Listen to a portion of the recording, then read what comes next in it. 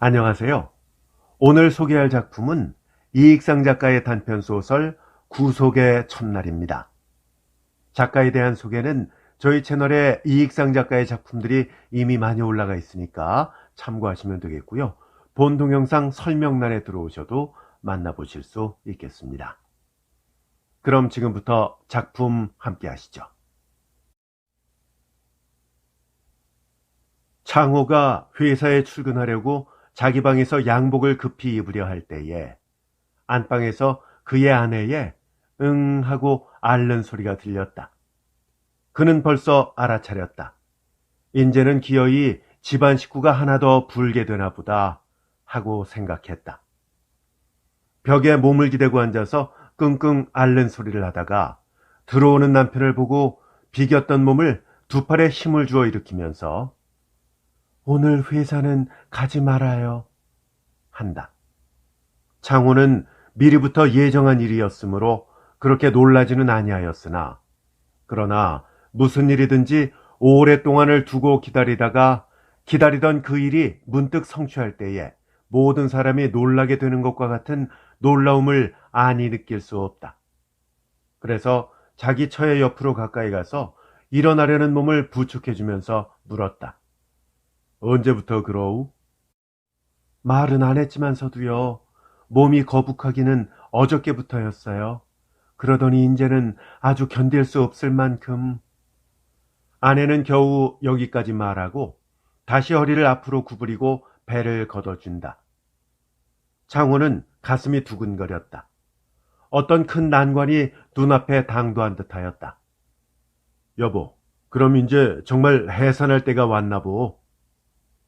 전일에도 가끔 가다가 자기 처가 배가 아프다 하여 밤중에 산파를 부르러 간 일도 있고 또는 약국으로 약을 지으러 간 일도 있었다. 그럴 때마다 창호는 혼이 떴었다. 그리하다가 그와 같은 배 아픈 증세가 가라앉아 겨우 안심한 뒤에는 반드시 자기 처에게 기왕 당할 일이면 얼핏 당하였으면 좋겠다고 말한 일도 있었다. 이렇게 말하면 그의 아내도 그래요. 맞을 매는 얼핏 맞아버리는 것이 시원하다는데요. 하면서 걱정스러운 듯이 말해오던 터였다. 그럼 내가 지금 가서 산파를 불러오리다. 하고 창호는 배를 거머쥔 처를 그대로 두고 급히 문 밖으로 나가려 하였다. 아내는 고통에 못 이겨 힘없이 나오는 소리로 이불하고 요를 좀 내려주세요. 하며 방 윗목에 개켜놓은 이부자리를 가리킨다. 창호는 밖으로 나가려던 발길을 방 윗목으로 다시 돌이켜 이부자리를 들어다가 아내에게 눕도록 자리를 내려준다. 아내는 앉았던 자리에서 요 위로 옮겨 놓으면서 다시 크게 응 하고 앓는 소리를 한번 질렀다. 그는 해석한 듯도 하고 상규된 듯도 한 아내 얼굴을 다시 한번 유심히 바라보고 바깥으로 나와서 구두를 신을 때에 방 안에서 얼핏 다녀오세요 하는 소리가 신음소리와 함께 섞여서 또다시 들렸다. 창호가 행길로 나온 뒤에도 어서 다녀오라는 아내의 부탁하는 말소리가 그의 귀에서 오히려 떠나지 않았다. 그는 바쁜 걸음으로 A동 네거리 전차 종점까지 걸어 나갔다. K동에 있는 산파의 집까지 도보로 걸어가도 10분밖에 아니 걸릴 것을 창호는 급히 전차에 뛰어올랐다. 전차는 잠깐 섰다가 시길 네거리로 향하여 종을 울리며 달아나기 시작하였다. 서울 전차는 평일에도 소걸음 같다는 별명을 얻어오던 터이나 오늘에는 더욱이 아내의 산길을 보고 산파를 데리러 가는 창호에게는 몹시도 더딤을 느끼게 하였다. 그리하여 A동에서 시내거리까지는 두어 정거장밖에 아니 되는 가까운 거리지만 창호에게는 몇십 리나 되는 것처럼 먼 생각이 들었다. 그는 두 정거장 사이를 4, 5분 되는 적은 시간에 타고 오면서도 여러 가지로 생각하였다. 아내는 그동안에 해산이나 아니하였는가 하는 생각도 있었다. 또는 해산을 하였으면 혼자 손에 어떻게나 황망히 지내는가 하는 염려도 없지 않았다. 물론 처음 해산이라 그렇게 쉽게 될 리는 없지만은 평일에 가끔 가다 신문 3면 기사 같은 것을 보면 혹은 벼랑간 해산 기미가 있어서 전차 안에서 아이를 낳는 일도 있으며 행길에서 아이를 빠뜨렸다는 것도 있었다. 심히 말하면 뒷간에서 뒤를 보다가 아이를 낳은 일도 있었다. 이런 것이 모두 남의 일이라고만 생각되지 않는다. 설마 그럴 리는 없으리라고 그가 의심하는 것을 스스로 부정하기는 하였지만 역시 어떻게 되었는지 알 수 없다는 불안은 그에게서 떠날 수 없다. 그리하여 그는 다만 몇 분 시간이라도 자기 대신으로 동리 늙은이 한 사람을 간호하도록 아내 곁에 두지 못한 것을 후회하는 생각이 났다. 어쨌든 창호의 생각 전부를 차지한 것은 배를 붙잡고 신음하는 그의 아내의 거북해 보이는 몸이었다. 이런 생각을 하는 동안에 전차는 시내거리에 당도하였다. 그는 다른 승객의 앞을 질러 전차가 점거하기도 전에 뛰어내렸다. 창호는 시내거리에서 D문행 전차를 바꿔 타고 B정거장에서 내려서 K동의 산파집을 바쁜 걸음으로 찾아간다. 산파를 찾아가면서도 한 가지 염려되는 것은 산파가 어디 다른 곳에나 가지 아니하였는가 하는 것이다. 산파는 바쁜 직업을 가진 사람이니 다른 곳에 진찰을 갔든지 또는 다른 사람의 해산을 맡다가 다그쳐서 자기 집에는 올 겨를이 없게 될는지 모르는 것이 걸어가는 동안에도 그의 마음에서 떠날 사이 없이 그를 괴롭게 하는 걱정이다. 물론 지금 찾아가는 산파만이 산파가 아니요 그 밖에도 무수히 있지만은 그래도 지금껏 자기가 신뢰하여 아내를 보여왔다.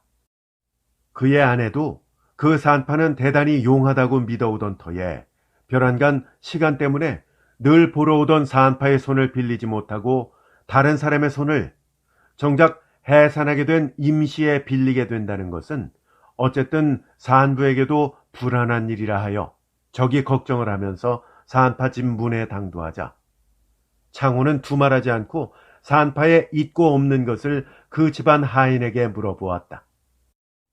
그 산파는 나이도 그렇게 젊지도 않고 여러 해 동안 시병원에서 조산부로 봉직한 일도 있고 그 가사로 개업한 지도 오래인즉 해산에는 다른 젊은 사람들보다도 많은 경험을 갖고 있다는 것을 다른 사람에게서도 들었으며 창호 자신도 가끔 진찰하러 왔을 때에 말을 들어보아서도 그가 산파로서 수완이 넉넉한 것을 충분히 신뢰할 수 있다고 생각해 오던 터였다. 창호가 산파집 대문에 들어서면서 산파가 집에 있다는 말을 듣고 마음이 절반이나 놓였다. 그는 창황이 안으로 들어갔다. 이때 산파는 마침 일어나서 세수를 하고 있다. 창호가 황망한 모양으로 따라 들어오는 것을 보고 산파는 벌써 모든 것을 짐작한 것처럼 빙그레 웃고 창호를 맞으며 말한다. 어떻게 되었습니까? 무슨 기미가 좀 있습니까? 창호는 올라오는 숨을 진정하면서 말하였다. 어서 좀 같이 가주세요. 만일 댁이 아니 계시면 어찌하나 하고 어떻게나 마음이 조였는지 알 수 없었습니다. 어서 좀 같이 가주세요. 창호는 이렇게 조급히 굴수록 산파는 더 늘어져 보인다. 언제부터 그래요?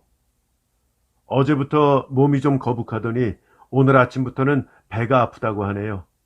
어서 좀 같이 가시죠. 그러면 아직 멀었습니다, 그려. 가기는 곧 가겠습니다마는 조산에는 아무리 일러도 12시간 이상이 걸리니까 그렇게 일찍 서둘지 않아도 괜찮겠습니다. 산파의 말하는 것은 태평이다. 그렇지만 어서 좀 같이 가봐 주시면 좋겠는데요. 이렇게 말하고 창호는 마루 끝에 걸터 앉았다가 토방으로 내려섰다.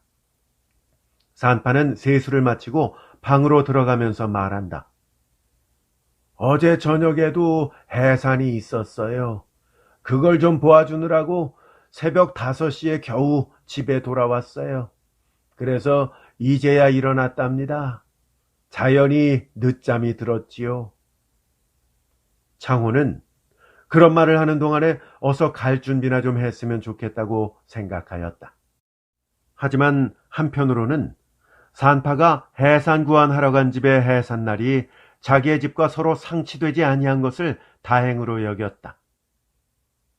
그 집에서는 아무 탈 없이 순산했나요? 창우는 남의 일처럼 생각지 않고 물었다. 아이고, 말씀 마세요. 어떻게나 오래 뻗댔는지 알 수 없어요. 아주 난산이었어요. 이틀을 두고 뻗대다가 겨우 산파 의사의 손을 대어 낫게 되었답니다. 창호의 가슴은 다시 뜨끔한다. 어서 가주세요. 산파는 창호가 조급히 서두는 것을 조금도 알지 못하는 것처럼 늘어지게 대답한다. 먼저 가 계세요. 저도 바로 곧 가겠습니다. 그리고 기계를 다시 소독해야겠어요. 하자면 시간이 걸릴 테니까 먼저 좀 가보시지요. 창호는 산파더러 일찍 오라고 여러 번 당부를 하고 그 집을 나왔다. 그는 처음에는 회사로 들어가서 며칠 동안의 수유를 맡아가지고 올까 생각하였으나 회사에 들어가서 직접 말하기도 좀 거북하고 또는 홀로 신음하고 있는 아내가 마음에 걸려서 1분이라도 자기 집에 속히 가려고 회사로 가는 것을 멈추고 전찻길로 나섰다. 그리하여 전화로 출근하지 못하는 연휴를 회사에 통지하려고 어느 상점에 들어갔다. 전화를 받는 이는 창호와는 친한 동료였지만 창호는 자기 아내가 해산 기미가 있어서 들어갈 수 없다는 말은 차마 아니 나온다. 그리하여 무슨 일이 있어서 못 들어간다고 그만 어물어물 넘겨버렸다. 더욱이 어쩐 일인지 상점 사람들도 자기 말에 귀를 기울이는 듯하여 차마 해산 구원한다는 말은 할 수 없었다. 전화 받던 동료는 벌써 짐작하듯이 그러면 자네 제2세가 생기는 모양일세 그려? 하는 말이 대답으로 올 뿐이다. 창호는 그래 라고 모호하게 대답하면서 얼굴은 붉었다. 그는 전화를 끊고 자기 집으로 급히 돌아왔다. 아내는 홀로 여전히 신음하고 자리에 누웠을 뿐이었다. 이와 같이 창호는 바쁜 걸음으로 왔다 갔다 하는 동안에 전신에 땀이 후줄근하게 젖었다. 때는 늦은 여름이라 불볕이 앞좁은 마당에 가득하였다. 해가 올라올수록 더운 기운이 마루로 방으로 차차 올라온다. 아무리 방 안이 더워도 창호는 아내가 고민하는 것을 혼자 그대로 내버려 둘 수도 없다. 그렇다고 더운 방에 우두커니 앉아 있을 수도 없다. 그의 이마에서는 고통하는 아내에게 지지 아니할 만큼 더운 땀이 흐른다. 아내는 몹시 고통되는 것을 참참히 진정한다. 그러다가도 다시 거의 반사적으로 아이고 입을 악물고 소리를 지른다. 산파는 창호가 기다리는 것만큼 그렇게 속히 와주지 않는다. 창호는 방 안에 들어갔다가 마루에 나왔다가 하면서 땀을 흘리고 드나들었다. 아내는 가끔 배를 거머쥐고 뒷간으로 간다. 뒷간으로 갈 때마다 그는 뒷간에서 해산했다는 말이 다시 기억에서 새로워진다. 여보, 아프지만 참고 가만히 누웠구려. 하고 창호는 만류하였다. 그러나 아내는 이러한 말을 들은 뒤에도 오히려 도수가 잦게 변소로 드나든다. 창호는 한 귀를 아내의 앓는 소리에 기울이고 한 귀는 대문간에 기울였다. 무슨 소리가 조금만 나도 산파가 오는가 주위에서 보았다. 결국 얼마 안 돼서 산파가 들어왔다. 창호는 뛸 듯이 반가웠다. 산파는 들어오자마자 아내 옷을 끌러 다시 메고 손으로 배를 어루만져 보며 태아의 위치를 진찰한 뒤에 끙끙 앓고 누워있는 산부를 위로하는 듯이 이제야 좋은 귀동자가 나오게 되었습니다. 그려. 그런 좋은 보배를 얻으면서 이만한 고통도 없어서야 되겠습니까? 몇 시간만 이를 꽉 물고 참으세요. 하고는 자기가 가지고 온 보자기를 끄르고 그 안에서 여러 가지 기구를 끄집어내어 앞에 버려놓는다. 산파는 다시 버려놓은 것을 정돈하면서 조수할 사람이 더 있어야 할 터인데요. 누구든지 하나 좀 얻어주세요. 한다. 창호는 그동안 자기 집에 드나들며 밥도 해주고 빨래도 해주던 뒷집 늙은 여편네를 부르려고 미리부터 마음에 먹었으므로 급히 뒷집으로 그 여자를 부르러 갔다. 그러나 그 늙은이는 아침에 나가고 없었다. 창호는 할 수 없이 그 집에다가 그 늙은이가 들어오거든 곧 와달라고 부탁만 하고 자기 집에 돌아왔다. 산파는 해산 준비로 만들어 두었던 포대기와 기저귀 같은 것을 모두 다시 앞에 버려놓고 앉아서 모든 것을 차례로 준비한다. 아내는 조금도 다름없이 참참히 소리를 질러가며 신음한다. 일 봐줄 늙은이가 어디 나가고 없네요. 이렇게 돌아와서 대답하는 창호의 말을 들은 산파는 그러면요. 아버지 되실 분이 좀 조수 노릇을 하시지요. 우선 물을 끓여 주셔야 합니다. 한다.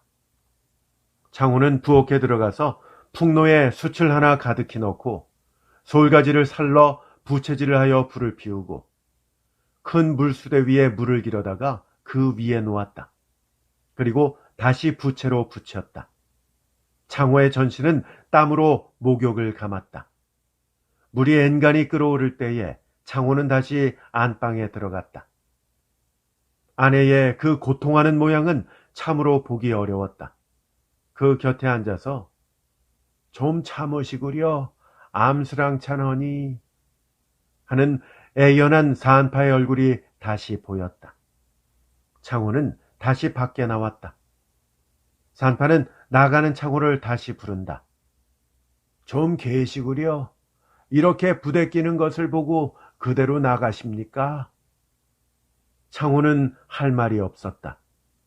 근데 내가 보고 앉았으면 뭘 하나요? 그래도 잠깐 계세요. 사람 손이 부족하고 그러니까 좀 조력이나 좀 해주세요. 창호는 아내의 힘없는 눈이 자기 얼굴로 향해 오는 것을 보았다. 다시 두말하지 않고 신음하는 아내의 자리 곁으로 갔다. 아내는 남편의 손을 쥐더니 아이고 나는 이제 죽는가 봐요. 한다. 창호는 뭐라고 위로해야 좋을지 알 수가 없다. 한참이나 있다가 겨우 입을 떼었다. 여보, 죽기는 왜 죽는단 말이오? 그럼 온 세상 여자는 다 죽게요. 조금만 더 참구려. 그때 산파는 더운 물 좀 주세요. 한다. 창호는 끓는 물수대에서 대접에 물을 떠가지고 방으로 들어왔다. 산파는 그 물에 외 비누를 풀어서 관장 주사에 넣어가지고 관장을 한다. 창호는 방에서 바깥으로 나왔다. 관장한 지 얼마 안 돼서 아내는 여러 번이나 변소로 출입하게 되었다. 얼마 안 돼서 뒷집 늙은이도 왔다. 창호는 반가웠다. 늙은이는 온 즉시부터 산파가 시키는 대로 아내를 껴안아 주기도 하고 손발을 문질러 주기도 한다. 또 다른 시중도 하였다. 이렇게 서너 시간이나 계속하였다. 때때로 일어나는 아내의 고통은 그 도수가 잦아졌다. 거의 몇 분이 못 돼서 고통은 계속하며 일어났다.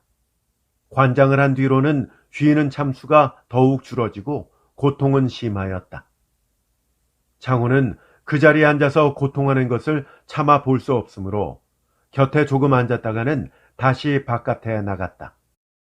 창호는 이렇게 고통하는 것을 물론 생전 처음 보았다. 방 안에 앉아 있는 사람은 다 땀에 흠뻑 젖었다. 창호는 더욱 심하였다. 고통이 조금 가라앉아서 사이가 띄게 될 때마다 아내는 겨우 정신을 차려서 자기 남편을 돌아보며 너무 미안해요. 대단히 더우시지요? 라고 한다. 그러다가도 다시 배가 틀어올라 고통이 시작되면 창호의 손을 그녀의 전신의 힘을 다하여 단단히 붙잡고 눈을 휩두면서 아이고 죽겠어요. 죽나 봐요. 한다. 이렇게 하는 것이 한두 번이 아니었다. 이럴 때마다 창호는 머리를 돌이켜서 그녀의 고통하는 얼굴을 안 보려고 하였다. 고통하는 도수는 각각으로 잦아간다. 창호는 견디다 못하여 안방을 뛰어나와 건넌방으로 들어갔다. 책상 머리에 팔을 기대고 앉아서 담배를 피웠다. 안방에서 아내의 고통하는 소리가 여전히 들린다. 쉴 새 없이 들린다. 그리고는 휙 숨을 내쉬는 소리도 들린다. 창호는 다시 안방에 들어갈 용기가 없다. 될 수 있으면 이대로 어디 가버렸다가 며칠 뒤에 돌아올까 하는 생각도 들었다. 그러나 한편에는 그대로 모르는 채 하고 있을 수 없다. 바로 안방에 뛰어가서 고통하는 아내를 껴안고 위로하고 싶다. 될 수 있으면 그녀의 고통을 나와 나누고 싶다 하고 생각하였다. 저 이리 좀 와주세요. 산파가 부르는 소리가 안방에서 들린다. 창호는 할 수 없이 다시 안방에 건너갔다. 아내는 거의 기진한 얼굴로 창호를 바라보면서 왜 그렇게 그 방으로만 가세요? 하는데 그녀의 눈에는 아무 연기조차 없어 보인다. 창호는 과연 자기 아내가 먼저 말하던 것과 같이 죽지 아니할까 두려운 생각이 왈칵 난다. 그리하여 손을 잡고 맥을 주물러 보았다. 맥이 급격히 뛴다. 그러나 힘은 없어 보인다. 그는 소리를 질러 앓지 못하고 응응댈 뿐이다. 창호는 하도 갑갑해서 산파에게 물었다. 저 시간이 거진 돼 가지 않나요? 산파는 예사로 대답한다. 조금만 더 지체하면 되어요. 태아의 위치도 바로 잡았으니까요. 얼마 안 돼서 순산할 테니까 염려 마세요.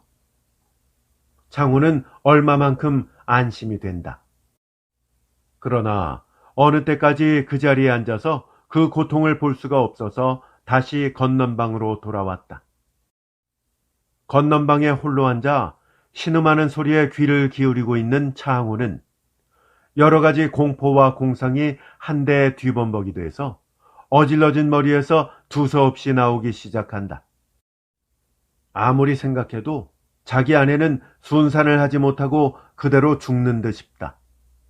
그는 자기 아내가 잉태한 뒤로 여러 가지 해산에 관한 책을 자연히 유의하여 보게 되었었다.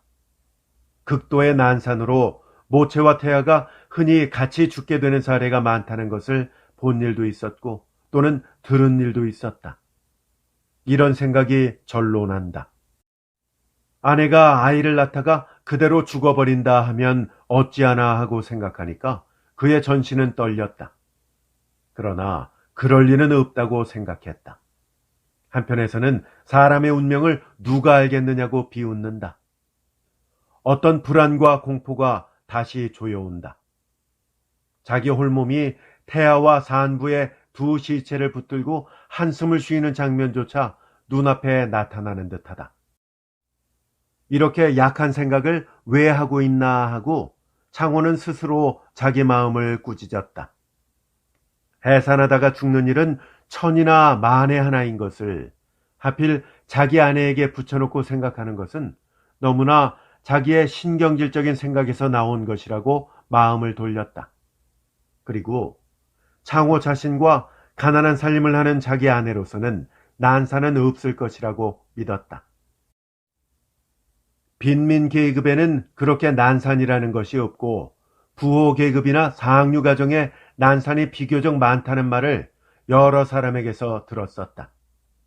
그 이유는 상류나 부호 계급의 부녀자들은 잉태하였을 때에 조금도 활동을 하지 않는 까닭에 태아가 너무나 커져서 해산하기가 어렵고, 빈민이나 하층 계급 가정의 부인들은 만삭이 될 때까지도 오히려 편히 쉴 틈 없이 부득이 일을 하게 되므로 태아가 자라지 못하여 해산하기에는 용이하다는 것이었다.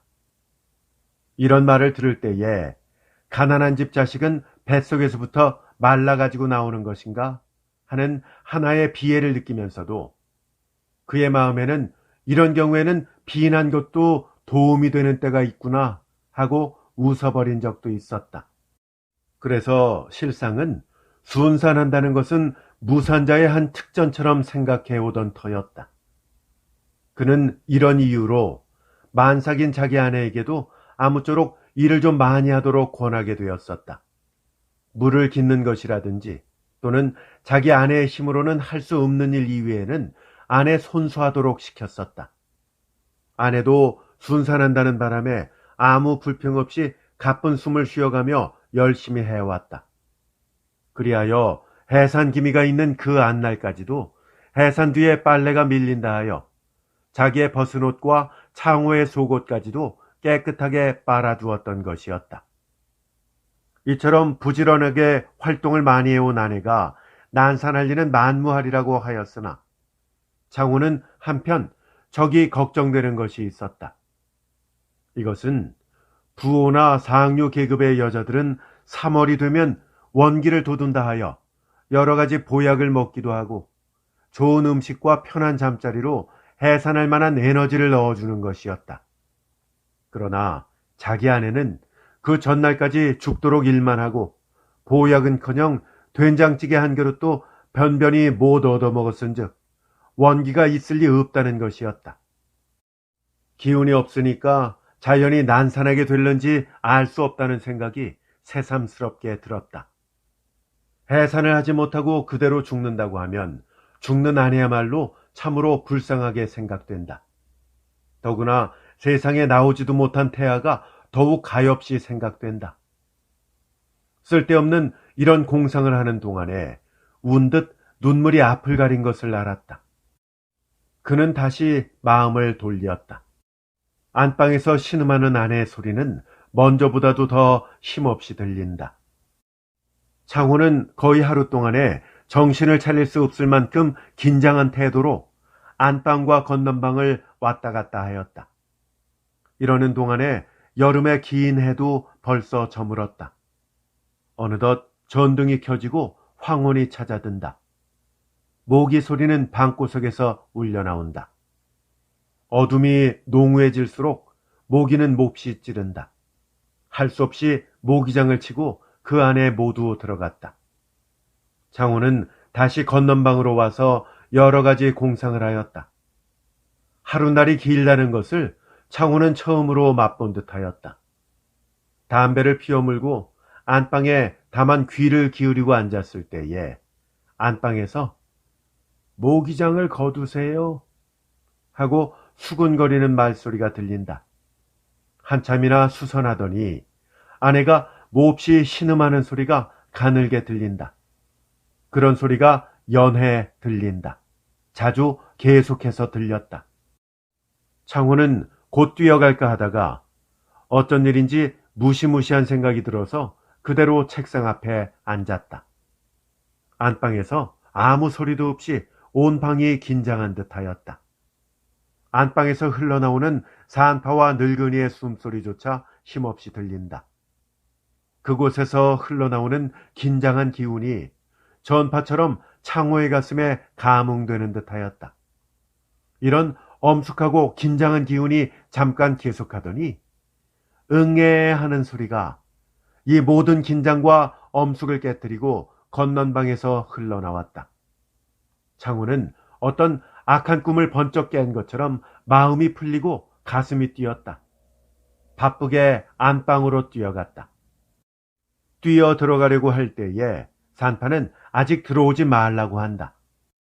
그래서 그는 마루에서 한참을 기다리다가 안방에 들어갔다. 방 안에 어스름한 전등불 아래 벌어진 광경은 무엇이라 형언할 수가 없다. 둘둘 말아놓은 피 묻은 기적 위, 혈색을 잃고 가만히 누워있는 산모, 사람처럼 보이지 않는 벌거숭이, 코를 찌르는 냄새, 모두가 처참한 광경이었다. 만일 그때에 새로운 생명 하나가 그 자리에 없다고 하면 이것은 완전히 지옥의 한 장소를 그대로 내보이는 것이다 하였다. 이것 좀 보세요. 옥동자가 태어났습니다. 하면서 사한파는 벌거숭이를 창호의 앞으로 내민다. 이때 창호는 아들이니 딸이니 하는 그런 생각을 할 여유가 없다. 어쨌든 무사히 해산된 것을 다행으로 여겼다.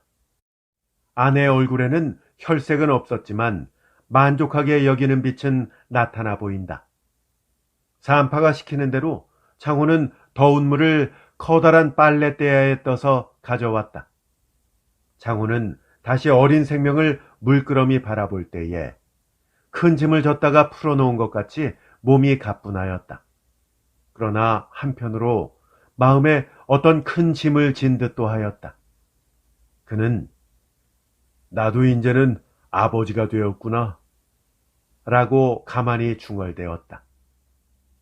창호가 건넌방에 갔다가 다시 안방으로 들어오니까 거기에는 다시 모기장을 쳤으며 산모 곁에는 주먹보다도 적어 보이는 새 생명이 눈을 뜨고 꾸물럭거리며 누웠다. 산모는 입에 웃음을 띄어가지고 어린 생명을 바라보고 있다. 창호는 모기장을 들고 그 안에 들어갔다. 사한파는 밖으로 나왔다. 창호를 물끄러미 바라보는 산모의 얼굴에는 땀이 구슬처럼 맺혔다. 창호는 아내의 손을 붙잡고 어쨌든 순산하였으니 다행이구려 하였다. 아이고, 이제 좀 살 듯해요. 그렇게 이틀만 더 부대끼면 죽을 것 같았어요. 나중에는 어떻게 그렇게 잠이 오는지 알 수가 없네요. 졸려 죽겠어요. 하고 산모는 아기의 머리를 쓰다듬는다. 이것도 사람이라고 할까? 어찌 이리 보기 싫게 되었나? 하고 창호는 다시 모기장 밖으로 나왔다. 얼마 안 돼서 모기장 안에서는 산모와 어린애의 곤히 잠자는 숨소리가 들렸다. 창호에게는 이 숨소리가 어떤 쇠사슬에 제글제글 끄는 것처럼 들린다. 이 쇠사슬은 창호와 그의 후세를 영원히 연결하는 동시에 창호 자신을 움직이지 못하도록 얽매는 것이라고 생각되었다. 창호는 얼마 안 돼서 아기의 응애야 하는 소리에 깜짝 놀라서 다시 안방에 들어갔다.